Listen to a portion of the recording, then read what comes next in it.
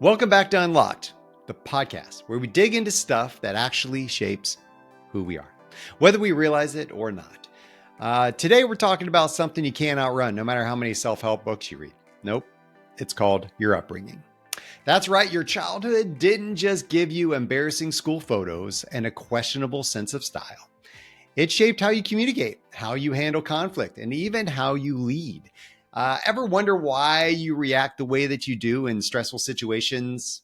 Maybe why certain types of feedback make you defensive, or why you either overshare everything or keep people at arm's length?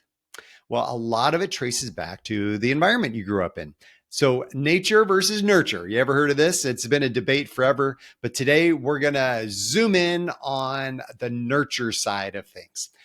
Because while you can't control how tall you are, me being the tall, mighty 5'7", you can rewrite some of the scripts your upbringing handed you. So let's talk about that. So how does your upbringing, how your upbringing programs you? Let's talk about that. So let's start with the basics. The brain is basically a sponge when you're a kid. Everything you see, hear, experience, it gets all absorbed in that sponge, especially from the people who raised you. So psychologists, they call this attachment theory, and it's a big deal. It's the idea that how you bonded or didn't bond with your caregivers as a kid plays a huge role in how you interact with people today.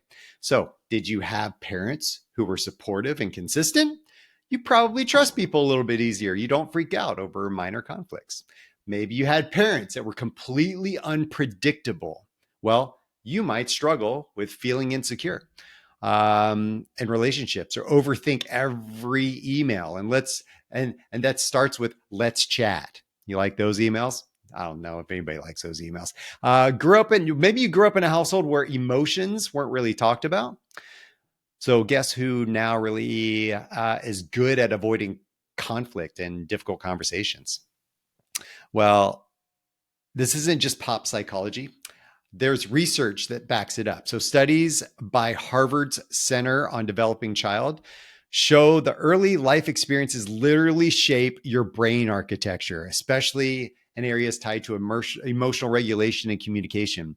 So the translation here is that the awkward moments when you freeze up during that confrontation, or why praise makes you uncomfortable, that's not just you. That's your programming. Your programming.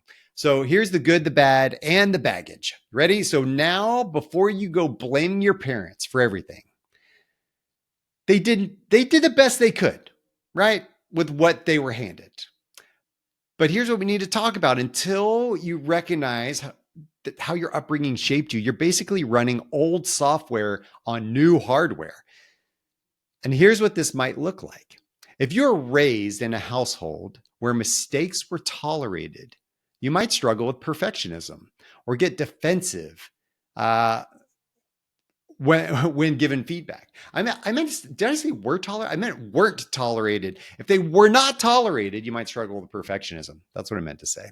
You got me? If your parents always bailed you out, here's the other side. If your parents bailed you out, you might avoid taking responsibility for your actions. If you grew up in a chaotic environment, you might either thrive in high pressure situations or completely shut down.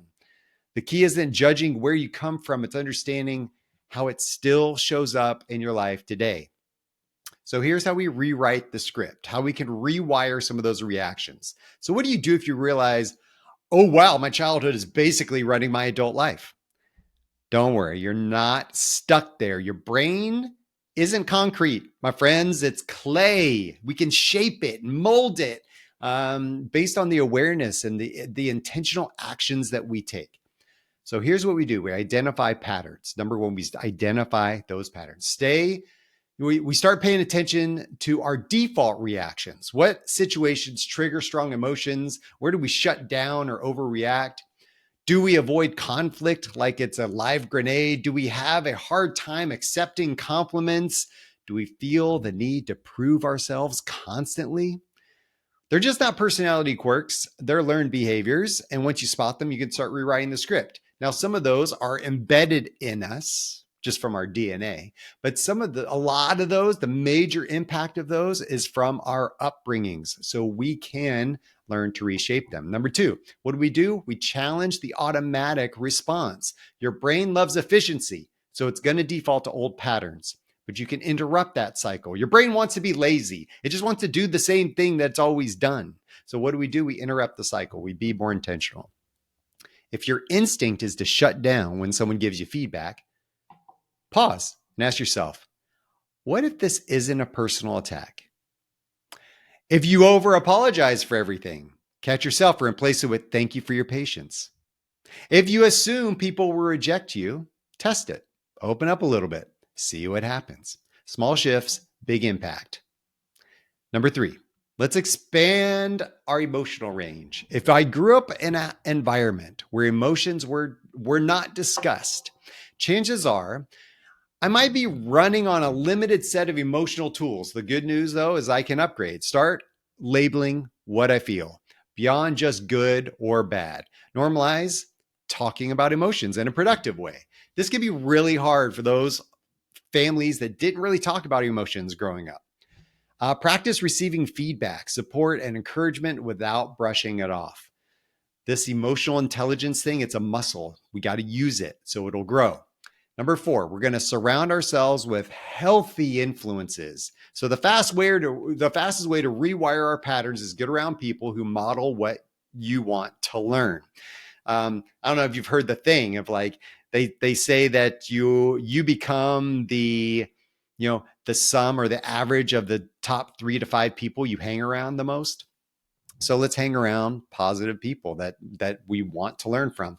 If you want to be more open, spend more time with people who communicate well. If you struggle with trust, find people who earn it and lean in a little bit. If you want to build confidence, surround yourself with people who uplift and challenge you. Your environments shape you. So choose your environment wisely.